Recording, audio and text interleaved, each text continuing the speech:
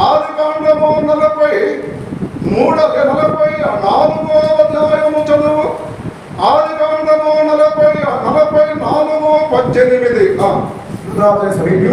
అతనిని సమీపించి ఏలినవాడో ఒక మనవి, ఒక మాట ఏలిన వారితో తమ దాసులను చెప్పుకోము అని ప్రారంభించి 34 వరకు యోధ ఆపకుండా ఏసేపుతో మాట్లాడి, ఏసేపుని యోధకు తెలియదు.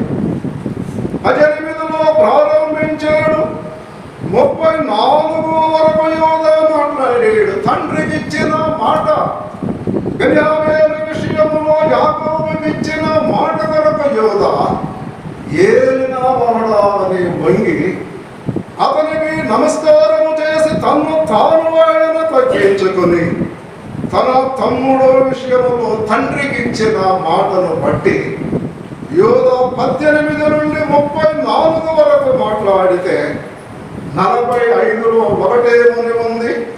తన్ను తాను అణుచుకొనలేకపోయిన యోధ ప్రసంగానికి ఏసేపు కలిగిపోయాడు.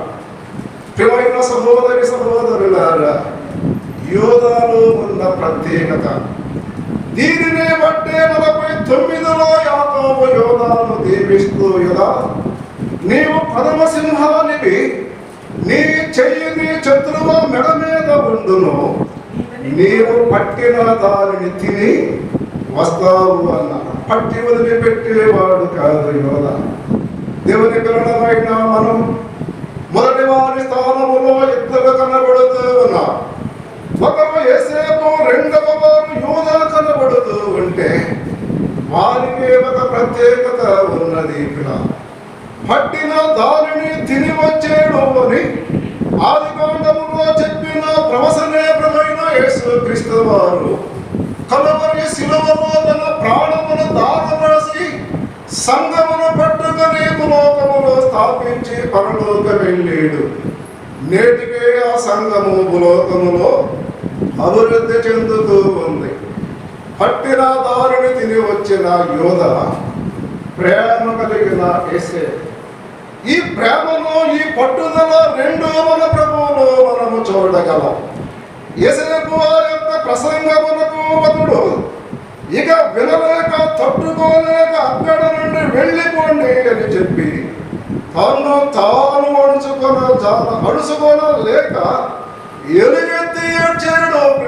ఎలుగెత్తి ఏడ్చాడు. ఇది మనలో కూడా మన సహోదరుల పట్ల, మన కుటుంబముల పట్ల, మన రక్త సంబంధుల పట్ల, మన సంఘము పట్ల, మన సేవలో, మన స్వార్థ యాత్రలో ఈ ప్రేమ అనేది లేకపోతే, ప్రేమకు మరి ఒకటి ఆస్తమానికి వస్తే నష్టాన్ని మనం చూస్తూ ఉంటాం. పిల్లల దేవుని వాక్యమును మనం గమనిస్తే మోషే ఒక మాట అన్నాడు, పరువుకు ఒక్క డెక్కను కూడా నేను వదిలిపెట్టను అన్నాడు.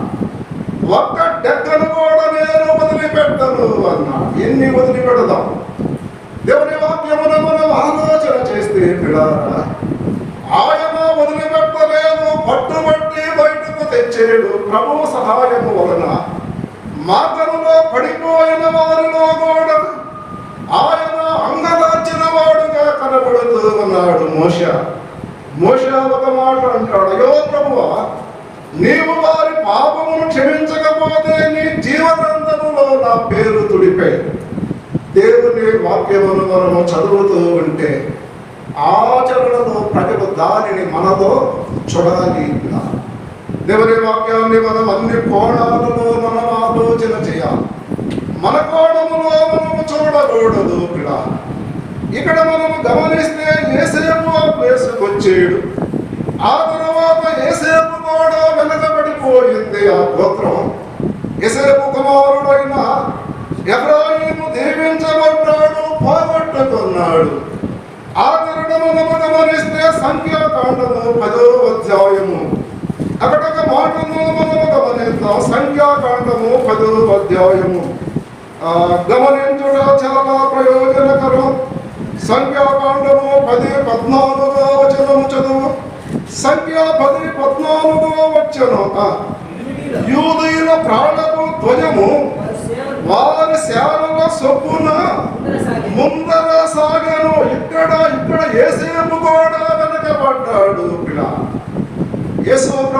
గోత్రములో రావాలి గనుక యోధుల పాఠము లేక వారి ధ్వజము ముందు సాగినట్లుగా మనము గమనిస్తూ ఉన్నాం. నశించిన దానిని వెదకి రక్షించుటకు లోకానికి యేసు ప్రభువు చేయడు కానీ నీతిమంతుల కొరకు రాలేదు అన్నాడు. దైవ గ్రంథమైన బైబిలులో మనము గమనిస్తే యూద పాఠము ముందు వరుసలో కనబడుతూ ఉంది. సూర్యుడు ఉదయించే తూర్పు దిక్కున అతడు ఉన్నాడు. దేవుని మందసము గుడాలమునకు ముందుగా వెళ్ళేవాడుగా కనబడుతూ ఉన్నాడు. న్యాయాధిపతుల గ్రంథములో ఇంకొక మాట యోధాను మనము జ్ఞాపకం చేద్దాం. న్యాయాధిపతుల గ్రంథము 1వ అధ్యాయము సహాయకరముగా మనము చదువుదాం. న్యాయాధిపతుల గ్రంథము 1వ అధ్యాయములో 2వ వచనము చదువు. 2వ వచనం యెహోవా ఆ దేశమును యూదా వంశస్థులకు ఇచ్చి ఉన్నాను. వారు పోవలనని సెలవిచ్చెను. అప్పుడు యూదా వంశస్థులు తమ సహోదరులైన షిమ్యోనులతో కలిసి వెళ్ళేరు. యూదా వంశస్థులు వెళ్ళాలి అంటే వెళ్ళలేదు. సహోదరులతో కలిసి యూదా వంశస్థులు వెళ్ళినట్లుగా గమనిస్తూ కలిసి వెళ్ళాలి. యూదాలో ఉన్న ప్రత్యేకత ఏ ఒక్కటి వదిలిపెట్టకూడదని, ఎవడో నశించి నరకానికి పోకూడదని యూదా గోత్రము సింహమైన యేసు ప్రభువు లోకానికి వచ్చి తొలవరిలో తన ప్రాణమును దారపోసాడు. దేవుని ప్రేమను ఆయన మనకు సులభించి నేను ప్రేమ స్వరూపిణి అని చెప్పి ప్రేమించాడు, ఆదరించాడు, బలపరిచాడు. ఆ తర్వాత ఆయన ఆనందించాడు. ప్రేమించాడు, ఆదరించాడు, బలపరిచాడు, ఆనందించాడు. ప్రభు నీ పట్ల, నా పట్ల, మన ప్రభు అయిన యేసు క్రీస్తు వారు ఆనందించాలి. ఆయన ఆనందించే రీతిగా మన కుటుంబంలో, మన పరిచర్యలో మనము కలిగి ఉండాలి అని ఎవరి వాక్యాన్ని మనము గమనిస్తూ ఉన్నాం. దైవ గ్రంథమైన బైబిలులో మనము గమనిస్తూ ఉంటే యూదాలో ఉన్న ప్రత్యేకతను మనము చూసాం. ఆయనలో నుండి ప్రభు వస్తాడు గనుక యూదా గోత్రము ముందుకు వచ్చింది. యూదాలో నుండి యేసు ప్రభు వచ్చేడు. యూదా వంశము, బెన్యామీను వంశము యెరూషలేములో ఎక్కువ పర్సెంట్ వాళ్ళే నేటికి వారు నివసిస్తూ ఉన్నారు. పిల్లలు, దేవుని పిల్లలను ఎవరిని ఎక్కడ ఉంచాలో ప్రభువుకు తెలుసు. ఏ ప్లేసులో ఎవరు ఎలా ఉండాలో ఆయనకు తెలుసు. హృదయ స్థానములో ఇక్కడ యేసేపు, ఆ తర్వాత యూదా, ఆ ఇద్దరు కనబడుతూ ఉన్నారు. వారిలో ఉన్న ప్రత్యేకత ఈ భాగములో మనము గమనిస్తున్నాం. యేసేపును గురించి యాకోబు ఏమన్నాడు? ఆదికాండము 49వ అధ్యాయము 22వ వచనము చదువు. 22వ వచనం. నేను నీ సహోదరుల కంటే నీకు ఒక్క భాగము ఎక్కువగా ఇచ్చి తిని. అది 22వ వచనం, 48-22. అది నా కత్తితో, నా వింటెతో అమోరీల చేతిలో నుండి తీసుకుంటుని అన్నాడు. ఏ భాగం ఇచ్చాడు యాకోబు? వేషింపబడిన దాని కుమారుడైనను 2వ భాగం అతనికే ఇవ్వాలని ధర్మశాస్త్రములో ఉంది. కానీ అక్కడ యేసేపుకు ఒక భాగం ఎక్కువ ఇచ్చినట్లుగా మనము గమనిస్తూ ఉన్నాం. దేవుని ఇష్టమని పట్టుబడిన రూబేలును మనము గమనిస్తున్నాం. సంపాదించుకున్న యేసేపును మనము గమనిస్తున్నాం. పోగొట్టుకునే వారిగా ఉండకూడదు, సంపాదించాలి. ప్రేమ, క్షమాపణ, క్రమశిక్షణ, ఆదరణ అనేది మనము లేకపోతే పిల్లరా జ్యేష్ఠత్వానికి మనము, ఆ రెట్టింపు భాగానికి మనము అర్హులము కావని దేవుని వాక్యములో గమనిస్తూ ఉన్నాం. రెట్టింపు భాగము ఈయనలో మనము చూసాం. ఆ తరువాత యూదాలో మనము గమనిద్దామని ఒక మాట సహాయకరముగా మనము చూద్దాం. దేవుని వాక్యమును మనము చూస్తే ప్రకటన గ్రంథము 5వ అధ్యాయములో ప్రకటన గ్రంథము 5వ అధ్యాయములో మనము ఒక వచనాన్ని గమనిద్దాం. 10వ వచనము చదువు. ఆ పెద్దలు నీవు ఆ గ్రంథమును తీసుకొని దాని ముద్రలు ఇప్పుడుకు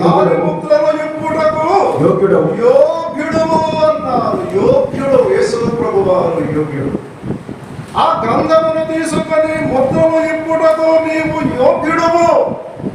యోగ్యుడువు అని వారు చెప్పారు. ఆ తరువాత ఆయన ఆ గ్రంథమును తీసుకున్నాడు. కారణం ఏమిటంటే ఆయన వధింపబడిన వాడై రక్తమిచ్చి ప్రతి వంశములోను ఆ దేవుని కొరకు మనుషులను ఆయన కొన్నాడు. ప్రతి వంశములో దేవుని కొరకు మనుషులను కొన్నాడు మన ప్రభువైన యేసు క్రీస్తువా. ప్రభు ఆయన ప్రేమ, ఆయన పట్టుదల, ఆయన పోరాటము, ఒక మాటలో మనను చూడాలని ఆయన ఆశ. అందుకే రోమా 8:28 దేవుని సారూప్యము గలవారొకడు. దేవుని సారూప్యం, దేవుడు ప్రేమ స్వరూపి అని మనము గమనిస్తూ ఉన్నాం. దేవుడు ప్రేమ స్వరూపి.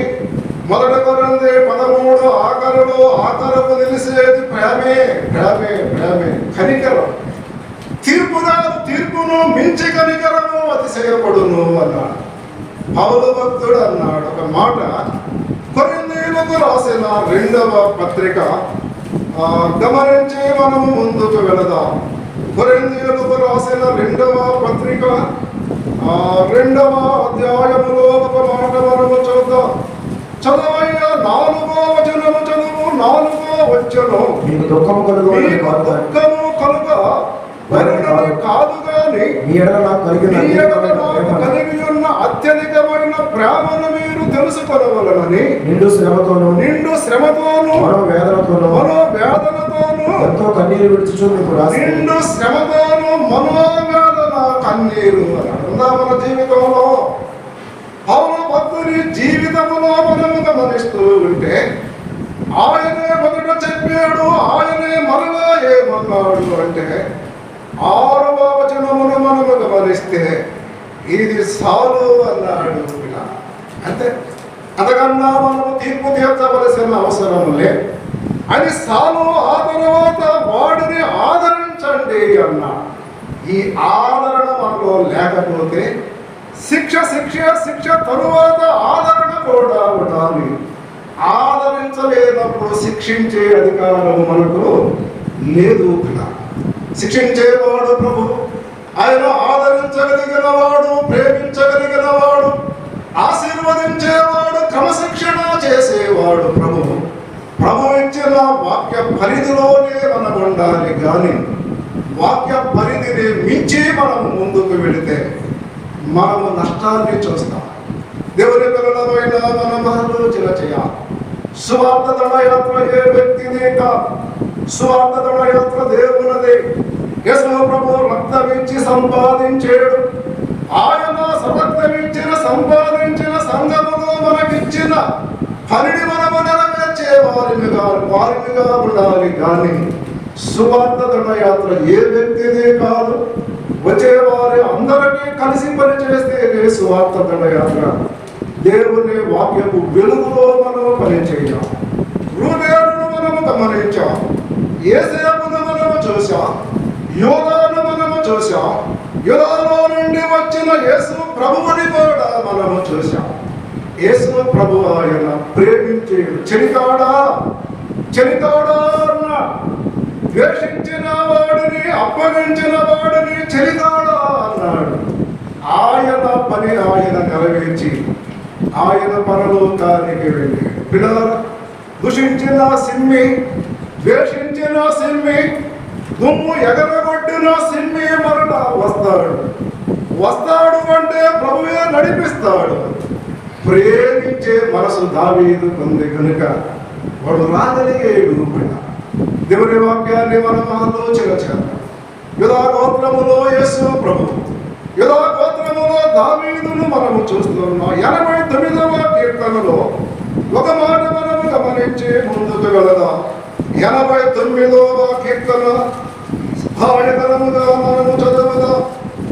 కీర్తనల గ్రంథము 89వ కీర్తన 26వ వచనము చదువు. 26వ వచనం. నీవు నా తండ్రివి, నా నీవు దేవుడు. నా తండ్రివి, నా దేవుడవు. నా రక్షణ దుఃఖము అని నా అతడు నాకు రక్షణ మొరపెట్టును. దుఃఖమని అతడు నాకు మొరపెట్టును. కావున నేను అతని జ్యేష్ఠ కుమారుడిగా చేయుదును. ఈ జ్యేష్ఠ కుమారుడెవరు? ఈ జ్యేష్ఠ కుమారుడే దావీదు వంశములో వచ్చిన యేసు ప్రభు జ్యేష్ఠుడు, శ్రేష్ఠుడు, జ్యేష్ఠుడు అన్నీ ఆయనే. ఈ దావీదును మనము గమనిస్తూ ఉన్నప్పుడు అతనిని నా జ్యేష్ఠ కుమారుడిగా చేయి. హృదయం దగ్గర యేసేపు తీసుకోవచ్చు, కానీ యుగాలో మనము చూస్తే జ్యేష్ఠత్వము ఇక్కడ దావీదులో కనబడుతుంది. జ్యేష్ఠత్వము హెబ్రీయులకు రాసిన పత్రిక 12వ అధ్యాయములో ఒక మాట చూద్దాం. హెబ్రీయులకు రాసిన పత్రిక 12వ అధ్యాయము 23, 24 చదువుదాం. పరలోకమందు వ్రాయబడి ఉన్న 22. ఇప్పుడైతే సీయోను కొండకును జీవముగల దేవుని పట్టణమునకును అనగా పరలోకపు యెరూషలేమునకును దేవదూతల యొద్దకును పరలోకమందు రాయబడి ఉన్న జ్యేష్ఠుల సంఘము పిల్లారా. జ్యేష్ఠుల సంఘం. జ్యేష్ఠుడు శ్రేష్ఠుడు ప్రభువే. ఆయన సంఘములో జ్యేష్ఠులు ఉంటారు. అంటే హృదయములు కనబడరు పిల్ల.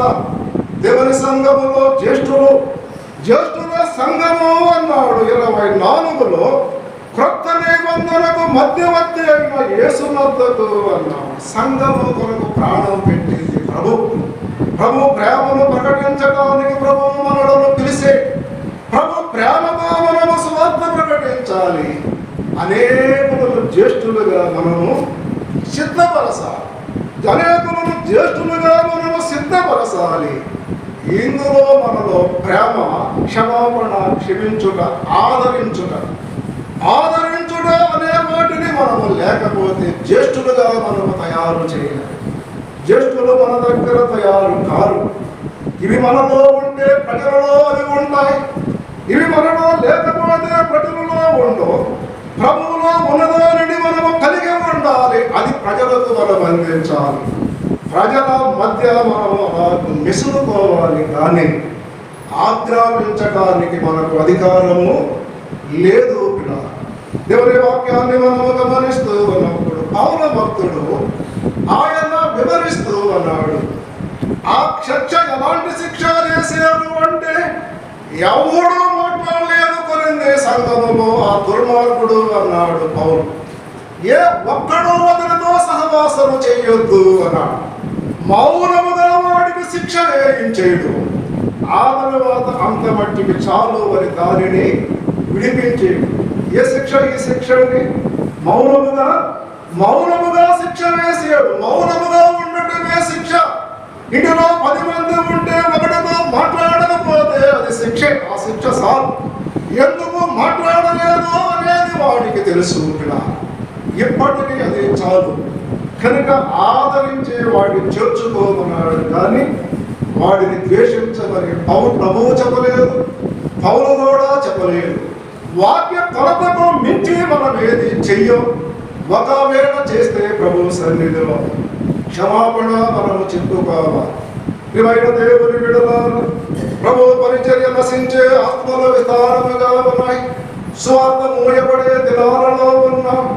మనము దేశములు కొట్లాటలో మనలో ఉండకూడదు.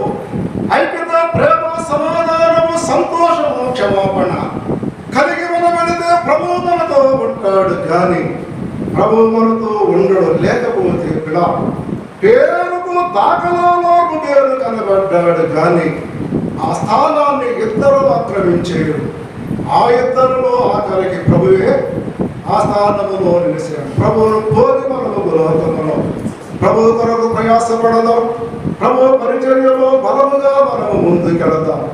దేవుని వాక్యమునకు మించి మనం ఎక్కడికి ముందుకు వెళ్ళినా కానీ క్రీస్తు న్యాయపీఠము ఎదుట మనము దానికి సమాధానము తప్పగా చెప్పాలి. దేవుడు తన వాక్యము మనందరి హృదయాలలో ముద్రించి